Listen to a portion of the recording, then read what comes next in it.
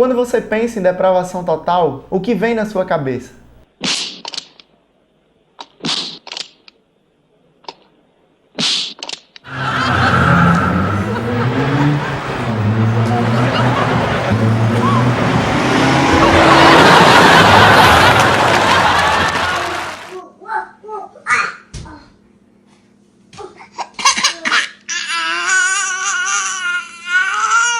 Se é isso que você pensa, então pega uma teologia sistemática para a gente esmiuçar esse termo. Depravação total. Esse é um termo teológico muito conhecido e uma definição bem simples do que ele é que o ser humano está diante de Deus totalmente condenado. O homem se encontra num estado de corrupção tamanha que afeta o seu intelecto, suas emoções e sua vontade, colocando numa posição de demérito diante de Deus. E nada do que o homem fizer vai fazê-lo mais aceitável diante de Deus. Quem fala muito bem em seus escritos sobre esse estado de condenação ou depravação total é Paulo. Na Epístola aos Romanos, Paulo se propõe a explicar a dinâmica da salvação, mostrando como Deus salva o pecador. E é interessante que antes de falar qualquer coisa sobre a fé necessária para se converter ou sobre o agir de Deus no coração humano, Paulo descreve o estado de condenação que todo homem se encontra, o seu estado de iniquidade. Do capítulo 1, verso 18, até o capítulo 3, verso 20, Paulo faz uma argumentação de que todo homem é pecador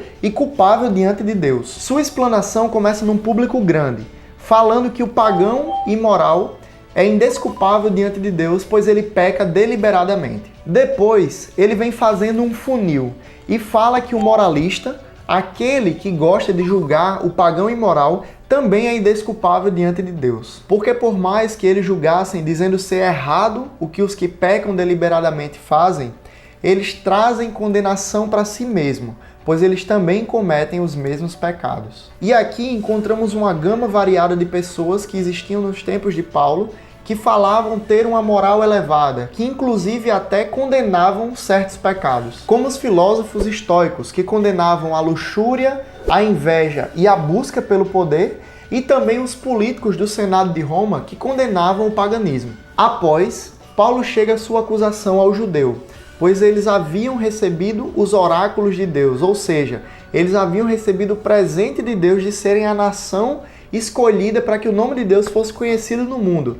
Mas ainda assim, eles também cometiam pecado. Tanto que no verso 23 do capítulo 2, Paulo diz: Tu que te glorias na lei, desonras a Deus pela transgressão da lei? Ou seja, o judeu até se gloriava, se orgulhava de ter recebido os estatutos de Deus, mas ainda assim eles desobedeciam a Deus, transgredindo a sua lei. Então, finalizando o seu argumento sobre a condenação do homem, Paulo conclui no capítulo 3 que todos os homens, desde o pagão imoral que rejeita abertamente a Deus e peca deliberadamente, como também o moralista que é hipócrita, como também o judeu que recebeu a revelação diretamente de Deus, todos os homens estão condenados. E a lei de Deus revelada em sua palavra serve para nos mostrar que todo homem é culpável perante Deus e que nenhum homem será justificado mediante as obras da lei. Nada do que o homem fizer colocará ele no estado melhor diante de Deus. Exatamente isso que significa depravação total. O homem mau e indesculpável que não pode fazer nada para se justificar diante do Criador. E a natureza pecaminosa ou natureza corrompida que temos afeta todas as áreas da nossa vida.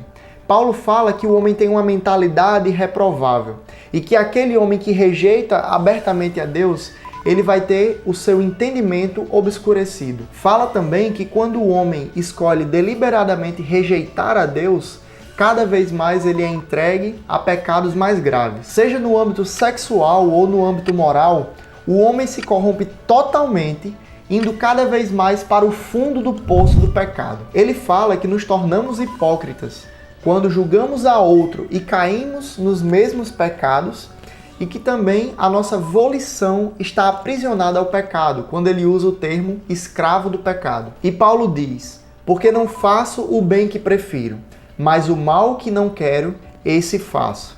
E ainda diz: não há um justo, nenhum sequer. Não há quem entenda, não há quem busque a Deus. A palavra reprovável, encontrada em Romanos capítulo 1, verso 28, em algumas versões é traduzida como depravada. A palavra aqui é adokimos, que no seu sentido original tem a ideia de ser reprovado em um teste. Depravação total é o estado incapaz do homem de passar no teste de agradar a Deus. Eu e você somos mais depravados e perversos do que imaginamos. Sou o Zangief e sou um malvado. Depravação total não é que o homem vai demonstrar a sua depravação da maneira mais completa possível, ou seja, sendo o mais depravado possível. Também não significa que o homem irá fazer isso sem consciência. O homem é depravado totalmente sabendo de tudo que ele faz. Nem significa que o homem vai cair em toda e qualquer forma de pecado.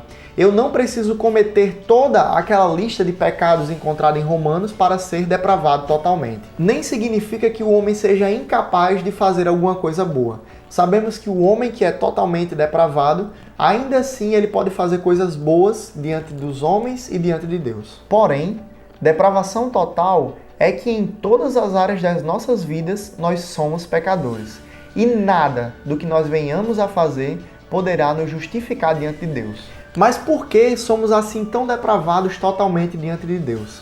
A resposta está no fato de que a doutrina da condenação, a doutrina da depravação total, deve ser estudada em paralelo com a doutrina da santidade de Deus. Isaías capítulo 6, verso 3, nos mostra o momento em que o profeta Isaías teve uma visão do trono de Deus, onde os serafins diziam: Santo, Santo, Santo é o Senhor dos Exércitos. A repetição da palavra santo por 3 vezes nos dá a noção de que os anjos queriam expressar que Deus é santíssimo. O interessante é que Isaías, ao ver o Senhor, ele percebe o seu estado de depravação total, o seu estado de iniquidade, e ele diz: Ai de mim, estou perdido, pois sou homem de lábios impuros e habito no meio de um povo de impuros lábios, e os meus olhos viram o Rei, o Senhor dos Exércitos. Abacuque, capítulo 1, verso 13, a parte A, nos mostra que Deus ele é tão puro de olhos que ele não pode contemplar o mal. Não significa que Deus ignora totalmente a humanidade, que é má,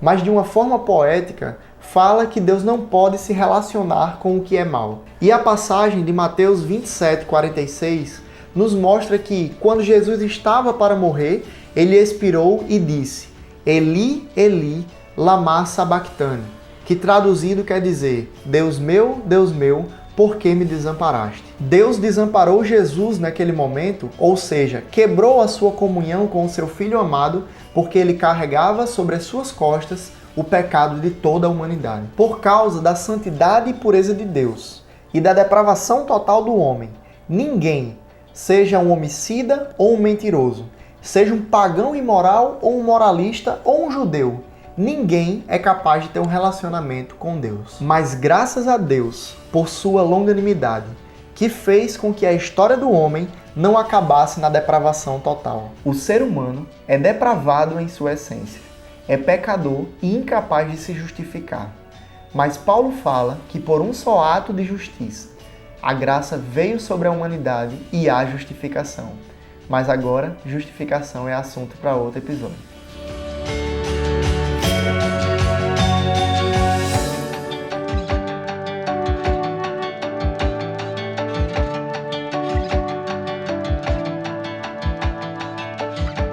E então, entendeu o conceito do que é depravação total? Não deixe de comentar aqui embaixo sobre o assunto. Também não deixe de ouvir a web rádio FM Esperança, vamos deixar aqui o link na descrição, que cada dia tem colocado pregações para que a gente entenda cada vez mais o nosso estado de condenação diante de Deus. E não deixe de nos acompanhar na rede social, se inscrever se você ainda não é inscrito no canal Vivendo a Doutrina e deixar a sua curtida nesse vídeo. E compartilhe esse vídeo com os seus amigos e seja um atalaia que entende a depravação total para a glória de Deus.